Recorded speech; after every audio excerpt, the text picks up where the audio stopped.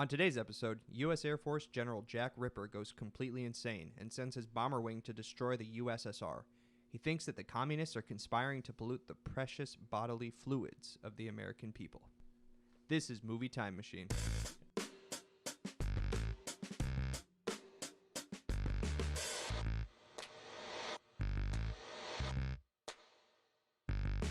Welcome to Movie Time Machine, where we take movies from the past and relive them in the present. This week's film, Dr. Strangelove, directed by Stanley Kubrick and based on the book Red Alert, starring Peter Sellers and George C. Scott.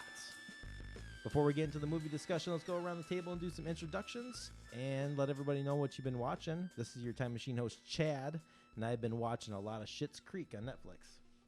This is Jamie. On today's recording, we found out that Neil Peart passed away, so I'll be watching my Rush in Rio disc. Casey here. I just rewatched Thor Ragnarok because why not? And my wife and I just started Living with Yourself, so we'll see how that goes. So far, it's pretty entertaining.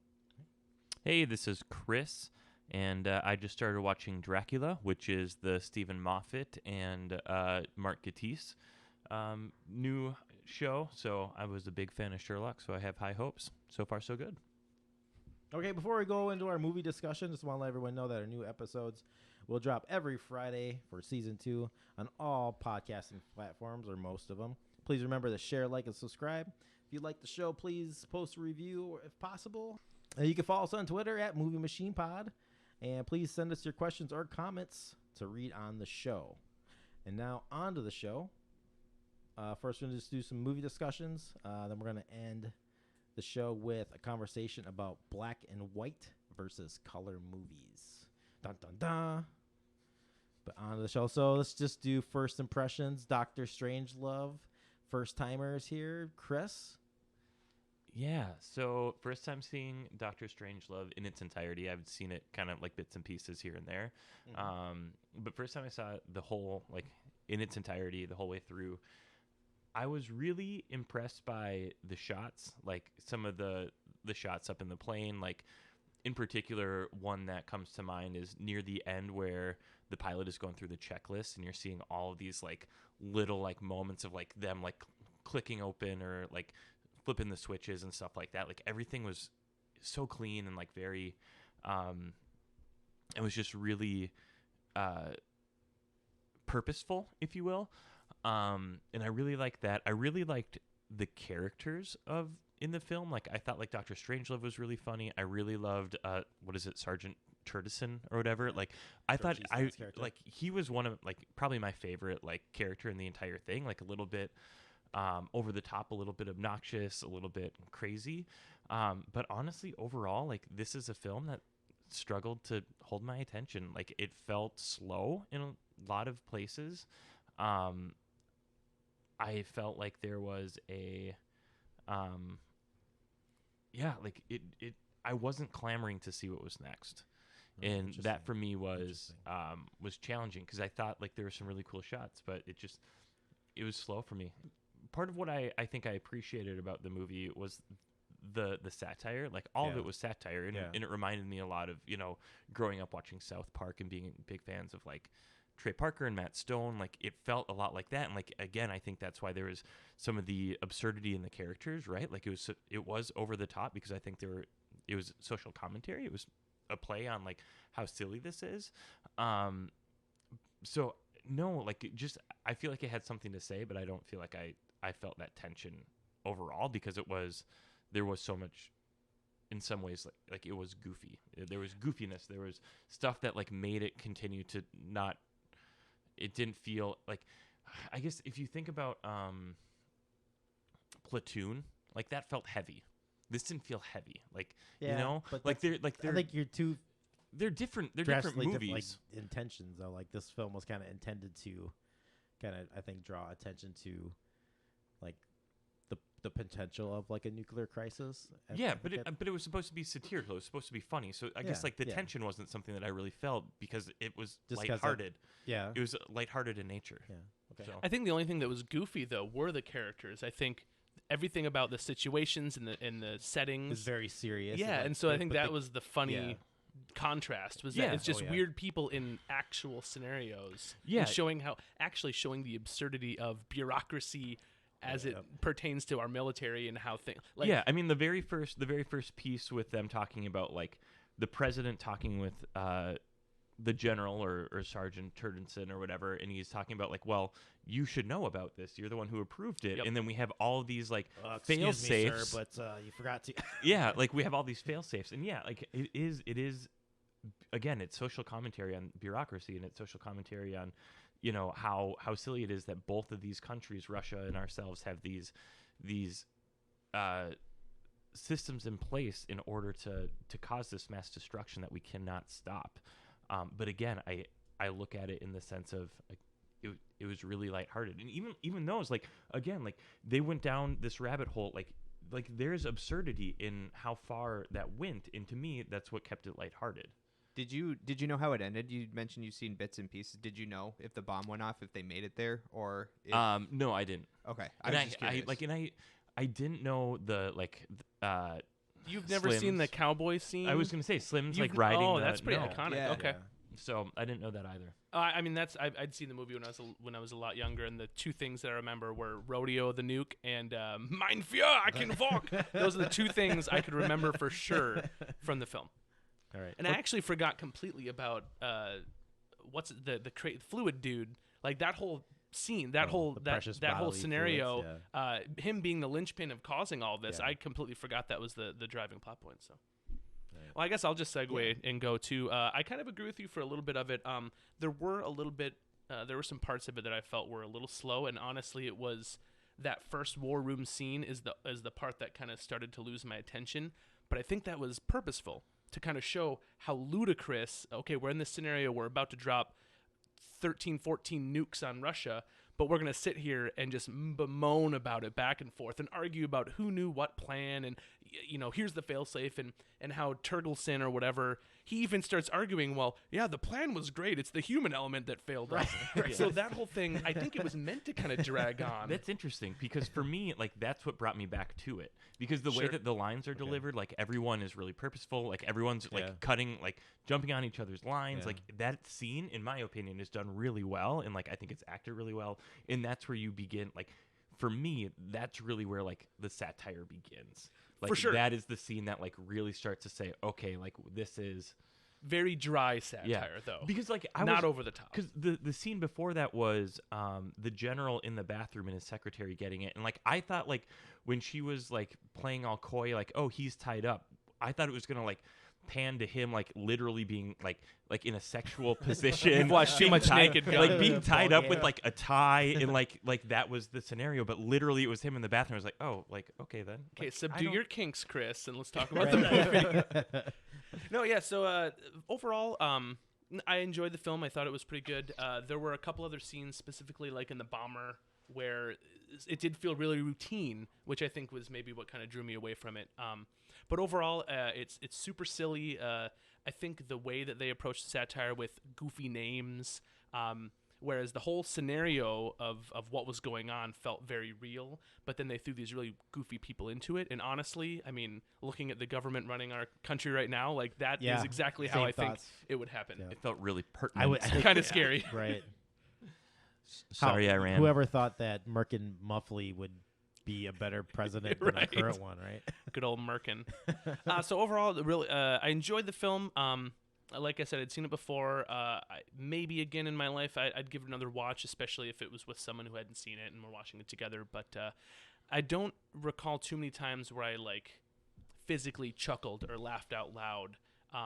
But I think that's kind of the point of a satire. It's not supposed to be belly laugh funny. Right. It's supposed to be kind of absurd, but in real life scenarios. So I enjoyed it, and I think and some of those iconic shots like Rodeo and the nuke down, and obviously Dr. Strangelove in the wheelchair at the end, fighting over the half Nazi while talking about this utopia of 10-1 men to women. So you didn't chuckle at all, like when like the whole conversation about like shooting the Coke machine. That was actually one of my the scenes that I enjoyed. That was really good too. Well, you have to answer to Coca-Cola, and then he answers because it sprays him in the face. Yep, I love it. All because they need a little bit of little bit more change to make a phone call to the president. I like that ridiculous. the operator was like, no. Just she was so steadfast and unwavering. The world in might that, end, but yeah. nah. How many I'm times do sorry. you think people try to pull that excuse for a free call, though? I would. To That her would be an defense. interesting thing. I would love to just have. Maybe we could see if we could get a special guest. Should have had a red box. Yeah, come on. Everyone's looking at me. Must be Must my be your turn. No, it's I think I was the one who suggested this, and I had seen it before, but it had been a long time. So I remember enjoying it, but it wasn't until this rewatch I remember how much I enjoyed it. So I'm all in on this movie. I think just all of the beats work for me. The ticking clock of the bomber going towards Russia, and like I said, I've seen this before, and I knew they get there, but I forgot exactly how. So when all the fail-safes keep going, like there's one more switch that goes wrong or one more switch that malfunctions. So I'm like, I can't remember which one it is that gets the bomb out of the plane. So I guess for me it works really well on that end. And then I think Peter Sellers is just one of maybe the all-time greats that is not properly remembered in this time. He probably was in his own, Right. but he feels like the Mike Myers is the best comparison I can come up with for like the 60s, 70s, maybe. Yeah, that's probably good. I can Yeah, tell you right now, yeah. I watched the whole film and I didn't realize how many roles he played until Yeah. I started watching like some YouTube videos to go deeper into it. I said, "Holy shit, he was all of those characters," and then it all made sense. I forgot he was Merkin Muffley. Like I knew he was Mandrake and Strangelove, but I forgot he was the president too. He's just that good. He is the president, right? Like Yeah. Yeah. Okay. Yeah. I thought so. Yep. Yeah, he's Merkin, Yeah. Strangelove, and Mandrake. Mandrake. Yeah, and I think originally too, like Kubrick wanted him to play Pickens' character, Kong. Oh, sure, Major sure. Kong Oh, sure. as well. Nah, Pickens was But- too perfect for that. Oh, yeah. Yeah, that was the right call. Yeah, I think Pickens too for that like showed up on set like in a cowboy hat and like jacket with like tassels on it In costume. They thought he was in costume. They're just like, no, that's just the way he dresses, Just missing and a, that's the way he really talks. missing a plug and a spitter. Make it I'm sure he complete. brought that too. Yeah, probably Right. did. Yeah, I kind of have the same feelings as you do, Jamie. Like, it's been a while since I had watched this film, and I think when I first time I watched this, I didn't know that it was satire. I can't remember like how the conversation which kind of like pulled like made me want to watch this film, but I remember the first time watching it like not really liking it as much because I was thinking of some kind of serious like kind of like nuclear war, like kind of something post-apocalyptic, but yeah, watch it again, man. This movie is awesome. I know it does have like beats in the film too, where it is kind of like I can see how maybe some people like they get slow, especially like when the president is speaking with the Russian president. He's just like, "Yeah, of course I would call you." Like that whole thing is just like Peter Sellers. It's just like he's the only one speaking. He's like, "Of course, no, I wouldn't." It's like, but he's like, yeah. Again, too, like Peter Sellers is. I think just this rewatching of it too is like, yeah, he is kind of like lost or forgotten, and I've never ever wanted to watch like the Pink Panther movies, but it was like I really want to like go back and like see which ones have been like the highest rated and check that out too. Yeah. No, but And I know we're doing more Kubrick films, just a little bit of teaser, and I think we might have taken this one off our schedule, but for anyone who's interested in more Sellers, like watch Lolita, because he does the same thing in that movie with 3 or 4 different characters, and he's just as funny. So I just wanted to plug that. yeah, and I think that movie came out before, Yeah, it was like 2 years Strangelove? before, Yeah. and there's a couple that's like you can tell he's warming up Yeah. for Strangelove. and I think was it Columbia that was behind Strangelove? It was like for Kubrick to get Sellers to play in Strangelove was like a big part of like Columbia like funding this film too. Is like you got to get Peter Sellers in this movie in order for us to like want to fund this film. Speaking of funding, do we know at the end where the bomb footage came from? Is that just stock footage of I think that's all radioactive testing? test footage. Yeah. Okay. Yeah. Now, Which- yeah. Go ahead. well, it's another tangent. You're good. Okay. No, I have actually on DVD. I have it's like a restored, remastered DVD of all of the test footage from like Trinity, like the very first one, all the way through until like they stopped actually doing like, like atmospheric testing, and it's crazy. It's like beautiful and kind of depressing and scary. Depressing, yeah. Yeah. Yeah. No, I was going to ask, did anyone, so the first thing that I did, obviously, jumped into YouTube land because I love to have other people tell me what they think about things Right. to help form Yep, my I hear opinion. ya, yep. That's how I roll. And one of the first things I was kind of stumbling upon, because I had no idea this was based off a book, and it was an awesome YouTube clip about, or a video, 10-minute long thing, about the differences between the book and the real film. And it's almost identical with, minor changes, and obviously the bomb doesn't fall at the end. But it's so funny to me that they took an actual piece of like Cold War, not propaganda, but Cold War, a Cold War based novel where it really describes the drama and the tension. And then Kubrick said, nah, fuck it, we're going to be funny about it. Right. It's brilliant. So if you got some time, try to look at the differences between those two. I thought that was brilliant. I'm so glad you brought that up. I've told Chad this is my theory about Kubrick is almost every one of his movies, at least ones that are based off a book, he'll read it and he'll say, fuck you, this is better. I'm changing the ending. I'm changing the tone. I'm changing everything. He did it with Lolita. He did it with The Shining. And I didn't know he did it with Strangelove. Yeah. Yeah. But he did it with, what's the other one? Clockwork Orange. The ending's different, and it is a huge difference. But to those books, right, he's following kind of the letter of the book, whereas in this, he's taking what was tension and turning it completely upside down, and it's funny. So I think it's a distinction there for Strangelove, which I think is funny. Yeah, how did this movie do? This is funny because I've actually never heard numbers from a movie this old. Yeah. I don't watch a ton of films this old, so it'd be curious to hear what this sounds like. Yeah, so how did it do in the box office? So the budget was $1.8 million estimated. Opening weekend, not super great. The budget was $1.8 million? Yeah. $1.8 million. Are you questioning my ability to read numbers? Yes. No, that's No. I'm just Maybe. curious. I'm thinking of another movie. Okay, yeah. All right. That's Dr. Weirdlove. You're thinking of Dr. Dr. Weirdlove. Love Strange. Yeah, that one. All right, so how did it do in the box office? So budget $1.8 million. Opening weekend, again, not a great opening weekend, $11,751. Overall gross domestically was $9.4 million, and worldwide, again, was $9.4 million.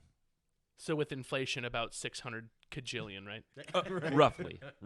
Give or take a 0 or 2. That's really surprising to me. I mean, 12,000 for your opening weekend seems really light. They say what date it opened?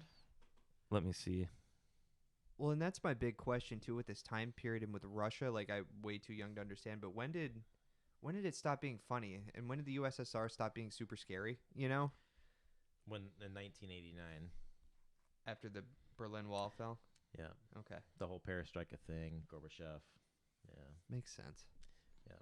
That's actually a question I actually had for you guys. Like, for me, like growing up through most of the 80s, and you guys are millennials, so you probably don't remember the 80s as much, or like when the USSR fell and like the wall came down. Like me growing up, maybe it was just me growing up with some kind of fatalistic, like, look on life, but it was all, the 80s were all about like nuclear war between the USSR, United States, was inevitable. Mm-hmm. It was going to happen. It's just when. So like you get movies like Red Dawn, you get like the movie like The Day After, it's just about like nuclear annihilation and like the Holocaust, which The Day After is a movie that like scared President Reagan, like about the realities of like nuclear war, nuclear Holocaust, and you get a lot of films like this in the 80s. It kind of, I don't know if like part of that like really impacts the pop culture of the time, the era, the effect of the Cold War. Because you also get like movies like Mad Max, like these post-apocalyptic films in this era, and Blade Runner at that time too. yeah. So just to circle back to your question, Yeah. This movie was released January 29th of 1964. And I've got from 64, it wasn't even top 10. Top 10 in 64, My Fair Lady, Goldfinger, Mary Poppins, The Carpetbaggers, my favorite.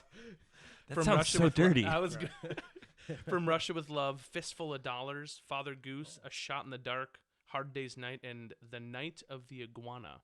They must have kept From Russia with Love in the theaters for a while then, because that would have been Yeah, back-to-back Bond. Is that It's just top grossing. Shawnery? That's Sean That's his new. That's his new movie. That's when Sean Connery marries himself. Yeah. Shawnery. Is that Sean Connery at that point then too? Right. Yeah, that one's a Yeah. Shawnery. Shawnery. Thank you. I'll patent that. Is that soon. when you? It should be like when you have multiple love partners. Is that Shawnery? Yeah. So maybe that explains the poor rapist. numbers on the opening weekend. Is it maybe it just wasn't that super popular and it kind of grew over time. I also wonder if there's any other. You said it didn't make the top 10. I'm curious if there's any other big blockbusters that opened around that same time. Well, and where does this fall in Kubrick's like filmography? Was It's he a big early. name here yet? Ooh, I don't think you'd be a big name.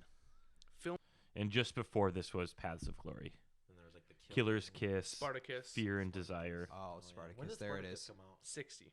Okay. Yeah, Oh, Lolita. okay. That had to been like his movie. So he had a name then. Yeah. So that's Yeah. a little more surprising then that it didn't do Right. as well. But And Right, that's but the it's very- Spartacus that was written by Trumbo, right? Yeah, you're right. Yeah, if I Blacklist. recall. Yeah. Yeah. He got blacklisted. Mhm. But yeah. True. Forgot about that. while watching it, this felt like it was almost written for stage. There were 3 scenes, Oh, that's and interesting. all the Oh, yeah. action was Yep. contained within those 3. So it almost, Yeah. to me, it felt like a play on film. And that would make more good sense point. too for me with the way that it was acted. Yeah. Because everything was so big. Yep. Like, which is what you have to do in live theater. Like, everything has to be overly pronounced and big and large gestures. And I wonder if anyone's adapted it for stage just because. I bet there is. Google it. And clearly he didn't write it for stage because he was a Right. filmmaker at the time, but that I'm just pretty kind of what sure it feels there's a high school 1 act that has done this. Yeah, probably. This is a 3-act. Come on. I guess other than like the nuke scene, the nuke shots, the bomb dropping itself, and that opening scene of the refueling, which I didn't know at the time while watching it, but apparently that was included to be super phallic, Yep. like super yeah, sexual with the music. true, yeah. And now looking back on it, it's a lot funnier. I was kind of bored with the opening credits, like whoop-de-doo opening Yeah. credits, but now I'm appreciating them more after being nudged towards that imagery. How did you feel about the ending? Like just the ending with like all like the bombs going off with the "We'll meet again." I thought it was perfect that somewhere. they're all just sitting there talking about who's gonna bang who, and then the world ends. Yeah. That's Yeah. Of course it would end that Right. way.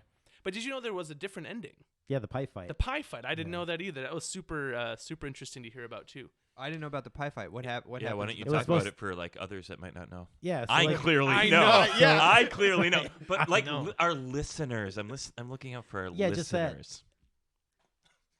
Well, I read briefly. I said something to do with, like the idea of them all like waiting there and being hungry. Because I think there's a scene earlier with like The Russian dude's eating at the Yeah. table when he first walks in. yeah, and but they all they had Turtleding was, like, gets eggs pissed or something and- like But like, yeah, after the part where Strangelove gets up and they're like, "Mein Führer, I can walk." You Then can all put of a that in sudden- a high school all of a play. sudden- all of a sudden, a pie fight breaks out. Well, So, someone like throws a pie at someone for some reason and it hits the president, yeah, and then it degrades into a pie fight, and that was how it was supposed to end. Okay, that'd be kind of funny, especially if they didn't introduce the pies at all and it just happened. I like the ending we got, but yeah. I would also same here. laugh. I guess is where I'm at with the pie fight. I'd take either. Well, there was the funny reason. Let's see. Yeah, because you remember at the very end, the Russian ambassador guy, they do show him like snapping photos, which was, remember he had some little device, a little Right. phone, a little Yeah. camera, Oh yeah, which led to nothing. They had a little like fight about it. Earlier, yes, but then earlier, they yeah. show him, they throw back to it, and he's actually taking photos after Oh. all shit's gone bad.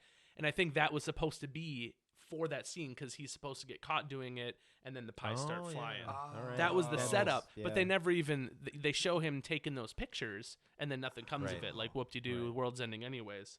But then what happens here? Oh yeah, they get another fight with Turgleson there, and then someone throws a pie and it hits the president, and then everyone just starts throwing pies. But they pulled that for a reason, and I don't remember why. I think one of the executives thought actually throwing pies and hitting the president or showing violence of some kind was the reason they pulled it. It was like a Just after bureaucratic Kennedy. political. Yeah. It was the Kennedy. Was, Kennedy yeah, was the reason. November before that, Kennedy got assassinated. Now that you said that, I'm pretty sure Kennedy was the reason I read why they pulled that. Yeah, there was a line too that they took out that Major Kong says, like, when he's doing his little speech there towards the end, he says something about, I don't know, reference to the president, but they removed that too due to the JFK assassination. Speaking of Kong, do you guys remember all the stuff in the care packages they all got as he's reading? Oh, yeah. I know, right? Yeah. That was pretty great. Survival kit contents check. In them you'll find 145 caliber automatic, 2 boxes of ammunition, 4 days concentrated emergency rations, 1 drug issue containing antibiotics, morphine, vitamin pills, pep pills, sleeping pills, tranquilizer pills, 1 miniature combination Russian phrase book and Bible, $100 in rubles, $100 in gold, 9 packs of chewing gum, 1 issue of prophylactics, 3 lipsticks, 3 pair of nylon stockings. Shoot, a fella could have a pretty good weekend in Vegas with all that stuff. Yeah, that was really funny. Like I don't know why, but to me, like some of the funniest stuff was in that plane. And like that, like like that to me was all the best shots too. Like everything in that on that plane was James awesome. Earl Jones was on that plane. Damn right. Really? Dang, I didn't even realize that. Really? Yeah. Shows how much I was paying attention. Right. Yeah, you were playing a game on your phone. He was that was so 2001. good as Mufasa. Is there a reason that chewing gum was such a reoccurring theme? Like Turtleson was down in it. Every time you saw him, he was popping a new piece of gum. And why did they get 7 packs of gum in their emergency kit? How else do you get a budget of 1.8 million? I guess a lot. Brought of to gum. you by Wrigley's. Yeah, thanks, Riggs. Juicy fruit. That was early product placement. Knew it. Caught. All right. So, I'm gonna list some movies here. All right, What do these what game are we movies- playing? Just wait. Advocate. Learn to stop worrying and love the game. Yeah. Oh, I see what you did there. What do these movies have in common? Grapes of Wrath, The Day the Earth Stood Still, Elephant Man, Citizen Kane, In Cold Blood, Black and Pi, white. Schindler's List, Metropolis, Raging Bull, Doctor Strangelove. Black and white. They're all black and white films. Some of the greatest black and white films. Some of the greatest movies that are black and white. Are there films. good black and white films? I don't know. So I guess let's debate let's that. let's talk about that. You are a master in debater. our new segment called Versus. Yeah, so like in our discussion before this, you had talked about like, well, in the past, like just black and white movies and Just don't do it for me Like, yeah, generally. like, There- what do you like think there've been it a is? couple Like- like black and white movies that I've seen that I've liked. Schindler's List being one, but like I don't know. Like I've never had to watch a black and white film because I've grown up with color movies. Like it's just like it is just very simple to you know, me. actually And every so, like, movie to is go- black and white if you change the color. Well, that's true. The contrast. Yeah. Yeah. I don't see color. but We're a for me, progressive like, podcast. I don't know. Like I go back and like honestly, I would say the biggest thing is like it feels distracting to me. It is so different. I akin it to when you're watching movies with other people that don't generally watch movies with like subtitles, and you throw subtitles on, and it's distracting. Like that's what it is. Like so. I generally watch movies with subtitles, but like when I have people over and they're like, "Do you always do this?" I was like, "Yeah." What are you talking about? And they're like the subtitles. And it's like, "Oh, I don't even notice it anymore." And so I think like that for me is probably what it is. It's distracting. It feels weird, and honestly, like it is generally older movies, unless it's a newer movie that tends to do like that is like doing it Right, purposely, right. or for a Right. reason. And so I don't go back and watch a ton of like older movies either. Like I tried watching Casablanca. I know that great people film. love that. Like just didn't do it for me. I couldn't finish it. Like I got like halfway through and was like, I'm good. Like I was going to ask you too, though. Like you said, if it is used with intention or with purpose, like Wizard of Oz or Pleasantville, do Mhm. you? I thought Pleasantville was awesome. And Okay. like the way that color was used in that too, especially like going back and forth Yeah. a little bit, like that was ingenious. And that was again like to continue and that was like more purposeful probably than anything else would be, right? Like that was a part of Right. the narrative, and it was like trying to show something very particular, but even like I think there are and I like movies escape me right now, but like talking about purpose, but like there are times where like you'll have color normally and then they change to black and white for like a sequence of like a flashback Kill and Bill. stuff like Yeah, that, right? Like Kill episode Bill, like 6 of and like The those kind of Watchmen. things, like I love that, right? Like that is a visual cue, like this is different or this is something, like those kind of things are great, but in general to just watch a black and white movie, like it's more challenging for me, honestly. Are you sure it's not just that you haven't? To your point, mostly they're older movies, and maybe you don't jive with how the storytelling. And I agree in this modern era where we have ADD for sure, and so some of these. Did you just diagnose me? I don't mean just you and I.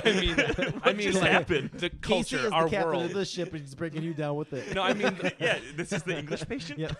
yes, you and I have ADD, but I meant the world. Like everyone does, right? Everything has to be quick, in your face. You get bored if you don't get the action right away, and I think that's just part of our culture, and I think that's why it's. Would you hard to call go that back. ADD or like here? My argument would be I don't know that it's ADD. I think that we as a society, because we have like want the instant instant gratification, gratification. we have a shorter attention span. I wouldn't argue that that's an. Isn't that ADD thing. clinically ADD? You ever showed it? You can't. No, You no, can't keep I think attention with ADD something. ADD Yeah. tends to like have like, Attention deficit. You have a short attention.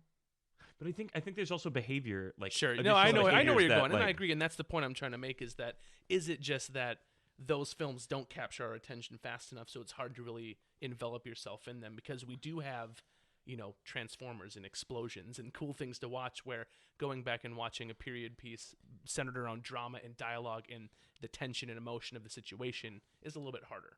Yeah, and like I agree. I agree to that point, and I like whether it's an attention thing or not. I just think like we have we have the privilege of growing up Sure. with colored TV. I Like, would argue, I also though- went, like I'm not going back and rewatching like Dick Van Dyke and like What? Why not? like I'm not, or I Love Lucy. It's just But like, if you took those classic movies that you didn't like and turned them into color, I don't think you'd You'd like them either. Yeah. yeah. I don't So think I don't know would that either. black and white is the reason. It's I also just I a tend to think like coincidence. older movies tend to be like more campy as Yeah, well, and like can see that. struggle with that. Yeah. How about you all? Do you Again, have ADD? I don't let Yeah, he does. I already told you. I don't let a film, whether it's black or white or color, like that doesn't ever like cloud like my judgment on the film. But I mean, You're Again, so open-minded. I don't see color. yeah, I'd probably say I'm most open minded here on the Absolutely. I'm just kidding, but I'll advocate for that. I advocate. Just kidding. I can say advocate. wow, on point. I know. And on Note, insert applause here.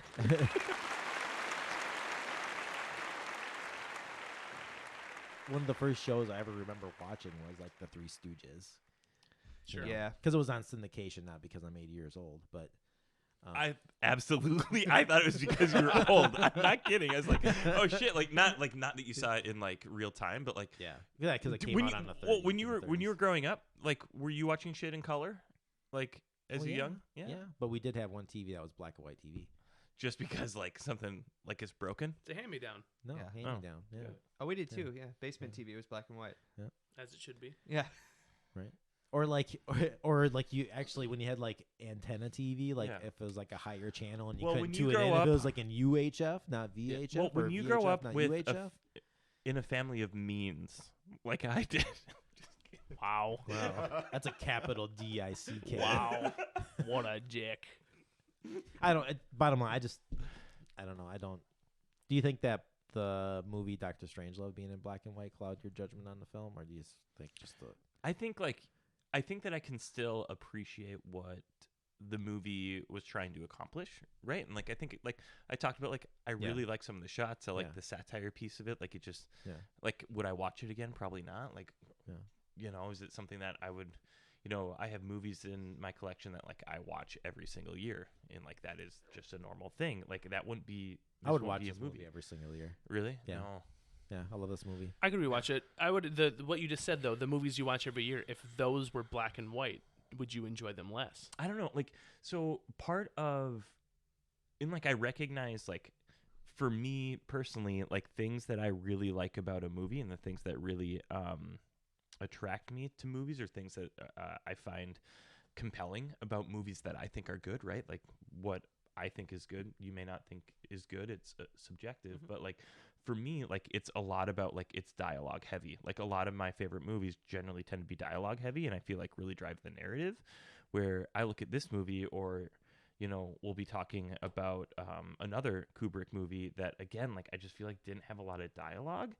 In that, like that's what I feel challenged with, which is also probably another reason why we've talked at length about how much I did not like Mad Max Fury Road. Like there's no dialogue. It's boring to me. Like there's not a narrative that like is being driven by a like some form of dialogue. It's more so just a visual thing, and for me, like that's fine, but like I just think there's in not movies as, though, there's always ways to push the narrative though, just Yeah. outside of just having dialogue. So I think sometimes some movies get like, they drown in dialogue or too much dialogue, and that's absolutely true as and well. I think there can be a Where they're balance really of it, but slow. I think if But you want do to you talk think- about Mad Max quick, but like I think the thing about Mad Max is the main character in that film is like the world that it's set in.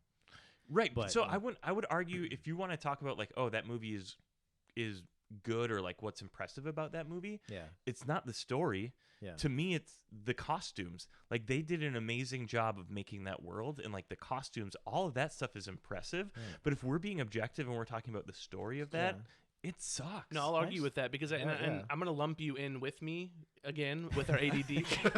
What keeps happening? Just because I think this might be part of it, because I tend to watch movies and I will, especially on first watch, I will miss a ton of imagery or like subtle ways that shots or scenes play out with additional meaning that I didn't catch the first time around. And I think Mad Max is full of it. I think that's where the narrative is driven by. It's not what they're saying. It's a lot of where they are. And the costumes you're talking about, what are those, the cancer kids spraying themselves? You have to dive in a little bit more. This is post-apocalyptic, clearly post-nuclear, and so why do they need blood bags? Oh, because everyone's dying of radiation poisoning. So that's driving this narrative of what this world is, and you miss a lot of those subtle. Like when I first watched Mad Max, I was like, oh, well, it's the future. They need blood, whatever. But then you really dive in and go, oh, well, one of the cures of radiation poisoning is you need blood transfusions, so that you need to find dialysis? clean blood and things like that. So I think it's those subtle images that you find, and there's probably tons of other ones I'm missing that really drive some of that. And that's the thing that, speaking of the next one we'll do later with more Kubrick, a lot of that is imagery that I had to go kind of mull on and do some YouTube watching to really appreciate all those little subtleties that happen when there was no dialogue. Yeah. For our listeners here, this is Chris. I'm lazy. And so for me, I just want to enjoy it in the moment as it's on, and like the idea of like delving deeper.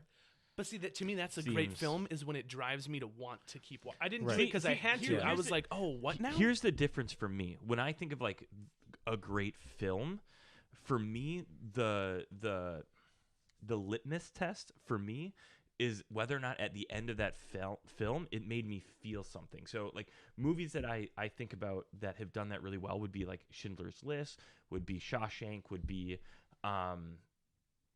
Almost Famous. I think did that incredibly. Like there are movies that like they move you, you feel something, like they've touched you in a way, and that is for me what I would articulate is the gold standard, and generally those tend to have stronger narratives and dialogues. But that in my personal opinion is what is my gold standard for a good movie, is whether or not like my feelings have been changed, or whether I'm feeling something inside me that I hadn't previously. I think, and I'm not a film expert and I haven't watched enough Kubrick to say this, but I think that's like exactly opposite of what Kubrick tries to do. I think he wants the person watching it to come up with their own theories, their own conclusions, and that's what drove me after both of the Kubricks that we did end up watching. Immediately, I went and I wanted to know more, and that's what drives me towards a good movie, is what keeps me thinking about it. Like, my example that I always go to is Interstellar, which is funny because we're going to talk about 2001, which is a straight ripoff of Interstellar. But after Interstellar, I swear to God, I did nothing but research quantum theory and how realistic. For weeks, I was reading articles, watching videos on like how realistic was this? What could that black hole do? All of this stuff. So when a movie gets me, if I'm still attached to it well past the credits. That's what I think is what I mean, all movies can't do that, but that's what really gets to me with really good film. Right, but the thing is, you both are talking about the same thing, just the different ways that it impacts you. Like, right. That's yes why and I no, like but that's like yes and no, because I would also say like I would say like I don't.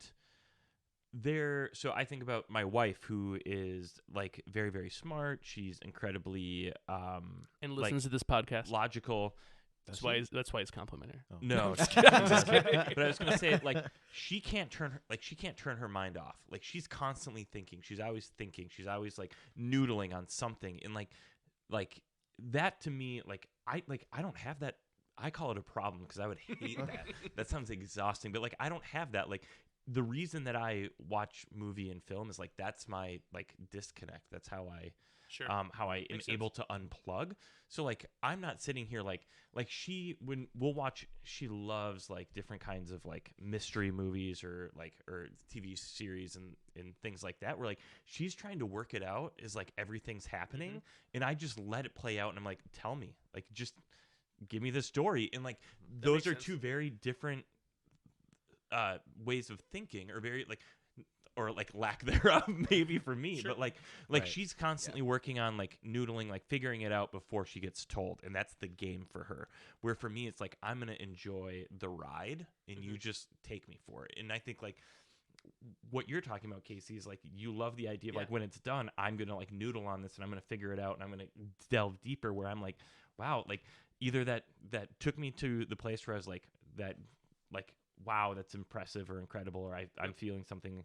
But like it's for me, it's not that need to continue to like think about it or be like fixated on it for the next day. You don't want an open ending at all. You want it kind of not to belittle it, but you kind of want it packaged up and wrapped up. Like at the end of Shawshank, he got out, he got his boat, and here comes Red. Boom. It's a happy ending. There's no ambiguity. I can deal with ambiguity. I know, in the movie, but you prefer not, and it's not even it's not a dig. It just sounds like. Well, no, and I don't take it as a dig, but I think like. Again, like whether it's open-ended or not, like I want to finish that movie feeling like, wow, I've been moved in some way, or like, sure. I think so. That not is, just that, but also you want an emotional experience. Yes, sure. And like that's why like even like some indie films that I would argue probably aren't as like that great, but like movies that like I've connected with, like Dangerous Lives of the Altar Boys is a movie that I connected with and I love, and I think it's a really neat job, like way that they had done. Some of the art to that.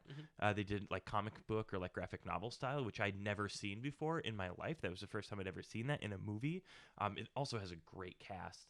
But like that to me, like they have like the ending is a very emotional ending. And like I gravitate towards that, and it made me feel something. So the movie has very little critical acclaim, but I've always loved it. Or same with like Igby Goes Down. Like Igby Goes Down is another indie film that I don't think has very much critical acclaim, but again, another like amazing cast, and like it moves me. It has this like, and I love it. One thing I forgot to ask is like, does this movie hold up, Dr. Strangelove? Do you think this movie is just as relevant today as it was? Well, we kind of have something years ago. That I wonder if our answers would be different, like 3 years ago. Wow. Counts on fingers to the Obama administration, but right. I mean, but really, I think like in the current era we're in, I mean, to timestamp this episode, we bombed Iran. They launched missiles on Wednesday.